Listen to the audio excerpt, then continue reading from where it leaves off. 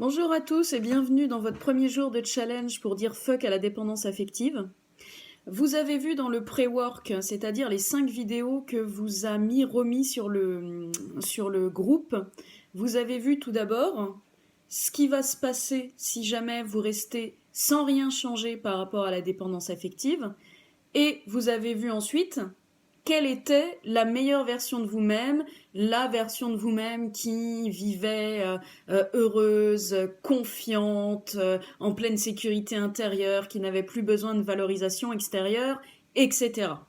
Donc vous avez ce que vous êtes aujourd'hui, vous, qui est là, et vous avez la meilleure version de vous-même qui est là. Et donc vous avez un gap, un écart entre là et là. Et pendant les 21 jours du challenge, ce qu'on va initier, ce qu'on va mettre en œuvre, c'est réduire le gap entre ce que vous vivez actuellement et la meilleure version de vous-même. Donc, comment on va faire ça ? On va faire ça pendant 21 jours. Pendant 21 jours, vous allez avoir soit des vidéos, soit des lives, soit des exercices à partir de vidéos, de lives ou de posts écrits pour vous expliquer tout d'abord c'est quoi exactement la dépendance affective, qu'est-ce que vous vivez, quels sont les signes, qu'est-ce qui détermine que c'est de la dépendance affective ou pas.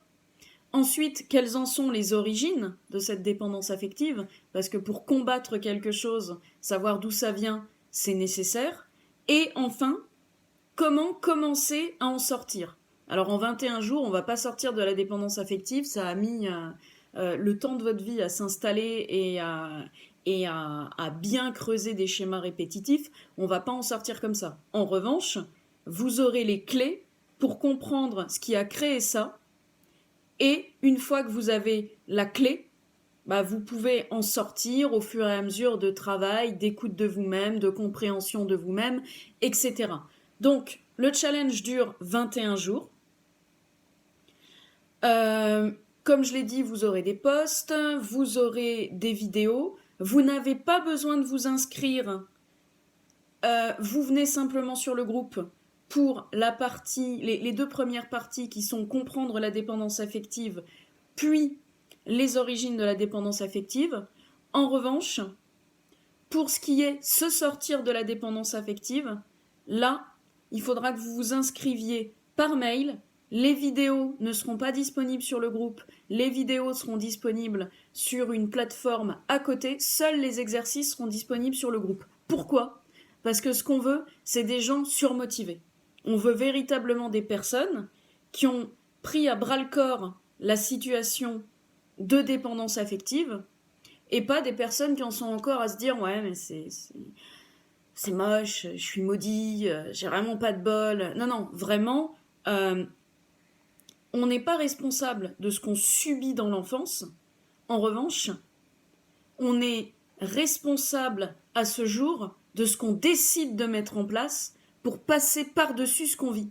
Bien sûr que personne n'est responsable de ses souffrances. En revanche, ne pas agir, c'est déjà un choix. Alors ok, c'est un non-choix, mais on a le choix par défaut, ne rien faire, donc rester dans ses polarités, rester dans ses douleurs, rester dans sa merde. Et le choix, qui est difficile au moment où on le fait, parce qu'on sait que ça va devoir bouger, mais le choix d'une vie meilleure en décidant de bouger. Et c'est pour ça que pour sortir de la dépendance affective, au moment où on passera au 3e morceau, là, on vous proposera de vous inscrire par email pour qu'à ce moment-là, vous ayez, vous seul, les inscrits, les vidéos sur une plateforme indépendante. Alors, pour aujourd'hui, on va commencer par des questions qui paraissent très simples, mais qui en fait ne le sont pas. Et vous allez le voir en y répondant, vous risquez de vous y remettre à plusieurs fois parce que on est habitué à savoir ce dont on ne veut plus. Ça, je veux pas, ça m'énerve, ça me frustre. Mais ce qu'on veut, en fait, on n'est pas du tout musclé dans cette société à savoir ce qu'on veut. Puisqu'on a la société qui nous a appris ce qu'était le cadre, le meilleur entre guillemets, pour nous, et dans lequel on aurait entre guillemets la paix pour évoluer. Et sorti du cadre prédéfini, ben, on ne sait pas trop ce qu'on veut. Alors, première question, ça va être de répondre « Qu'est-ce que tu veux ? Avec quoi tu veux repartir dans l'idéal après ces 21 jours de challenge ?» Donc, ce que tu veux, c'est pas ce que tu veux pas. C'est con à dire, mais ça veut dire quoi ? À la question « ce que tu veux », tu vas pas répondre « te libérer de la dépendance affective ». Parce que là, c'est comme si je te demandais « il est de quelle couleur ton mur ?» Ah, il est pas vert. Mais on sait toujours pas de quelle couleur il est. Donc, qu'est-ce que tu veux ? Ça peut être, par exemple, je veux être une personne qui me valorise de moi-même et qui n'a plus besoin de la valorisation externe. Je veux vivre de la sécurité intérieure. Je veux vivre le fait d'être seul et de kiffer. Enfin, voilà, vous formulez ce que vous voulez vivre et non pas ce que vous ne voulez plus. Pourquoi ? Parce que autant la frustration, ah je veux plus ça, vous savez qu'elle est là et c'est votre moteur, autant votre GPS, c'est à quoi vous voulez arriver. Donc si vous avez le moteur qui tourne et qu'il y a de l'essence de la frustration, ok c'est bien. Sauf que si vous savez pas où vous voulez aller avec le GPS du je veux ça pour plus tard, je veux être capable de vivre seule en étant heureuse, je veux me sentir complète en étant seule, etc. Ça, c'est votre GPS. Et vous pouvez dire « je veux partir de tel endroit », mais si vous ne savez pas où vous voulez aller, vous allez vous faire des tours de parking, vous allez vous épuiser et vous allez revenir au même endroit. Combien de fois ça vous est arrivé ou c'est arrivé à des personnes de votre entourage de dire « ça, plus jamais ». Et donc, on va dire que ça, voilà, polarité là, plus jamais. Vous passez à la polarité d'après. Sauf que finalement, les jeux de polarité, c'est on passe du oui au non et on revient au oui. Enfin, on fait balancier à chaque fois parce qu'on n'a pas trouvé la juste ligne. Et on n'a pas mis son GPS en fait. On n'a pas véritablement décidé ce qu'on voulait. On a juste décidé ce qu'on voulait pas. Alors c'est déjà bien hein, de pouvoir affirmer « Ah putain ça, je n'en veux plus, je n'en veux plus, je n'en veux plus ». La frustration, la colère, c'est un super, super carburant. En revanche, foutre du carburant dans une bagnole sans avoir de destination, ça sert strictement à rien. Vous allez vous épuiser et en plus revenir au statu quo ante, donc à la base, au départ, et vous dire en plus... Ah putain, ça m'arrive à chaque fois, mais je suis vraiment nulle, mais moi j'y arrive pas, pourquoi ça marche aux autres ? Donc en plus vous allez vous flageller. Donc, doublement mauvais. Donc première question à répondre, qu'est-ce que vous voulez ? Avec quoi vous voulez repartir ? Dans l'idéal, après ces 21 jours. Seconde question, votre dépendance affective, depuis quand ça dure ? Et là je vous propose d'aller véritablement chercher profondément. Parce que la dépendance affective, c'est quelque chose qui se construit entre la gestation et les 3 ans, là où l'enfant construit sa sécurité intérieure et où il va construire aussi évidemment je ne trouve plus le mot, sa valorisation intérieure. Et la dépendance affective, c'est que on a mal construit sa sécurité intérieure et sa valorisation intérieure. On n'y peut rien, bien évidemment, on n'y peut rien.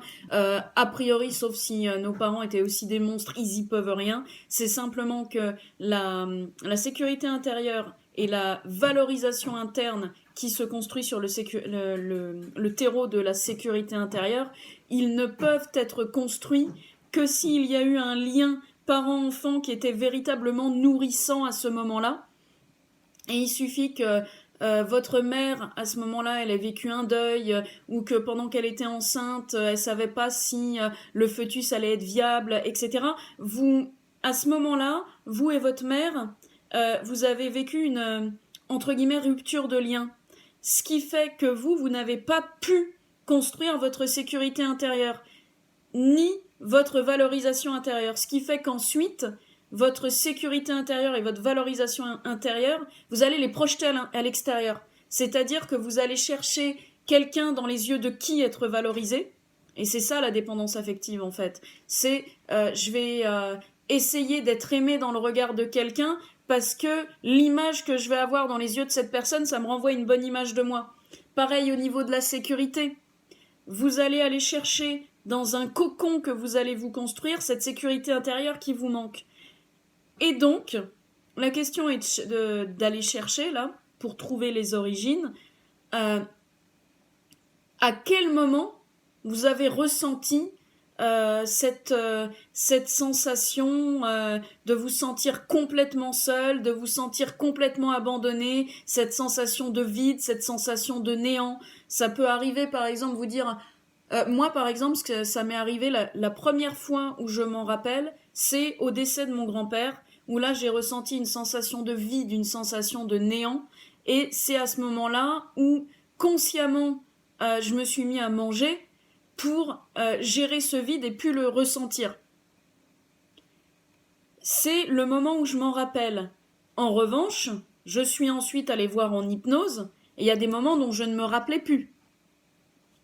Évidemment, là, vous allez vous rappeler de ce qui est présent à votre conscience. Mais c'est déjà important de voir qu'en fait, la dépendance affective, elle n'est pas liée qu'à la relation amoureuse, mais elle est déjà liée à votre vécu passé. Pour voir que, pour pouvoir détacher le je suis vraiment nul en amour de la dépendance affective. Ça n'a rien à voir, vous n'êtes pas nul en amour. Vous avez simplement vécu un manque de sécurité intérieure et un manque de valorisation interne qui fait que vous avez externalisé votre valorisation et votre sécurité. On parle, dans le syndrome d'abandon, on parle d'externisme de la sécurité et de la valorisation, qui est normal entre 0 et 3 ans, et qui, normalement, par la suite, ne l'est plus. Vous, c'est là, c'est un constat, c'est un fait. Votre sécurité intérieure, vous la projetez à l'extérieur parce que vous n'en avez pas, et votre valorisation interne n'existe que quand vous avez dans les yeux de l'autre une valorisation de vous. Vous pouvez aussi avoir d'autres symptômes, et il est super intéressant, justement, et c'est la question suivante, d'aller déterminer qu'est-ce que j'ai observé de factuel par rapport à la dépendance affective. Qu'est-ce que j'ai observé de factuel ? C'est-à-dire comment je rentre en relation, par exemple. Vous pouvez observer de factuel que vous ne supportez tellement pas d'être seul qu'il vous faut absolument toujours avoir quelqu'un en tête. Que ce soit quelqu'un avec qui vous êtes, quelqu'un que vous fantasmez, des gens sur des sites de rencontres. Ça peut être ça, par exemple. Ça peut être aussi, quand je me mets en couple, je suis quelqu'un qui a du caractère, mais à partir du moment où je me sens attaché qui est différent de amoureux, on verra ça plus loin, mais pour l'instant, utiliser le terme, on l'expliquera plus tard. Dès que je me sens attachée, c'est bon. J'essaye de correspondre à ce que je crois que l'autre attend, parce que je voudrais surtout pas qu'il me quitte. Et ça, c'est une observation factuelle. Ce qui ne serait pas une observation factuelle, c'est « Putain, je suis vraiment nulle, j'arrive pas à garder un mec. » Non, ça, c'est une appréciation émotionnelle, vous vous flagellez, vous vous insultez. Une observation factuelle, c'est je n'ai jamais eu une relation qui a dépassé X mois, par exemple. Dans les relations, je ne me sens jamais assez à l'aise pour être moi-même. Dans une relation, je me sens quand même seule parce que je n'ose pas exprimer qui je suis véritablement. Ça, ce sont des observations factuelles.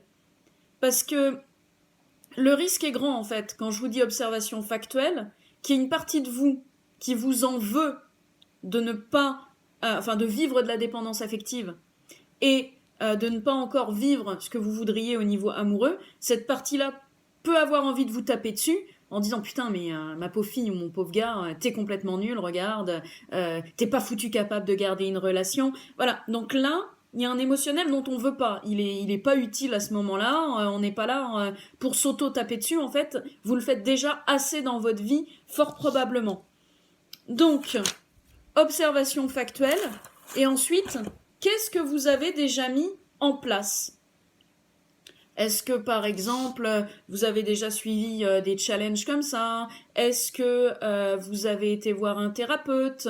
Est-ce que vous faites, je sais pas, de la méditation? Est-ce que vous êtes mis à l'écoute active de vous? Voilà, tout ce que vous avez fait pour ça, même parce que j'ai une amie qui l'a fait, donc je vous parle en connaissance de cause, c'est possible. Il y a des gens qui vont aussi se faire désenvoûter, tout ça. Donc tout ce que vous avez fait, vous pouvez le marquer, même si c'était aller brûler des cierges parce que vous en aviez plein le cul, vous pouvez le marquer. L'important, c'est que vous soyez honnête avec vous-même et surtout que vous n'ayez pas honte de ce que vous ayez fait et au contraire, que vous vous félicitiez d'avoir déjà mis en œuvre des choses pour vous. Alors, à l'inverse, si pour l'instant vous n'avez rien fait, ne vous tapez pas dessus. Vraiment, le principe, c'est quoi que vous ayez fait et quoi que vous ayez vécu, ne vous tapez pas dessus. Pourquoi? Parce que lorsque vous manquez de valorisation intérieure, bien souvent, par contre, vous avez une dévalorisation intérieure, elle est au taquet.